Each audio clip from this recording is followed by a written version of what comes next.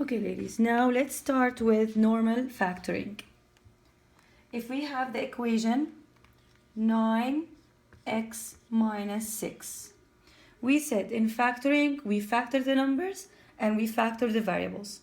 Factoring the numbers is, and from the factors of the numbers and the variables, we have to look for the greatest common factor.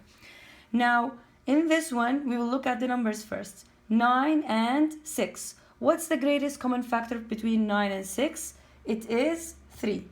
So we write 3. Do we have a variable for 6? No. So we leave it as it is. And then we open a bracket. Now, whatever 3 is considered as the greatest common factor for both of those algebraic expressions. Now, whatever we're going to put inside, we have to divide by the greatest common factor. So 9 divided by 3 is 3. X, we have no variable, we write it as it is. Negative, we write it as it is. Now 6 divided by 3 is 2. Now 3 is considered as the greatest common factor, and 3x minus 2 is another factor for that number, for that expression. Now let's take another one. T squared plus 8t. Again, in those two algebraic expressions, we look at the numbers first. We have here 1 and 8. What's the greatest common factor for those? Is 1. We don't have to write it down. Now, between 2 squared and t squared and t, we have t. Because we said if we have greatest two variables that they are the same, here it's t and here it's t, we choose the one with the smallest exponent. Here the exponent is 2, here the exponent is 1. Which one is smaller, 1 or 2? It's 1, so we choose t to the power of 1, which is the same as t. Then we open the bracket or the parenthesis. T squared divided by t squared divided by t. If you remember from the rules of exponents, when we have the same variable and it's divided, we subtract the powers. 2 minus 1 is 1.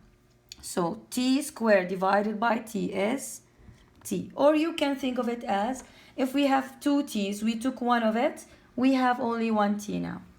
Plus 8, we have no number, so we leave it as it is. T divided by t is 1. 8 times 1 is 8. Now let's take one when we are going to take a number and a variable as well. If we have 14x cubed minus 2x squared plus 8x. Please remember this formula because this one is different than the one that doesn't have x by the end. So as we said, to take the greatest common factor, we look at the numbers first and then the variables second. Now what are the numbers that we have? 14, 2, and 8. They are all divisible by 2, and 2 is the greatest common factor for all of them. So we take 2 out. Then we're going to look at the variables. We have x to the power of 3, x to the power of 2, and x to the power of 1. Which one is the smallest one between 1, 2, and 3? It is 1. So the variable that we will take is x. Do we have any other thing that we can factor? No. Now we open our brackets. Let's start with the numbers first. And we always said it's a divisible division thing. Now 14 divided by 2 is 7.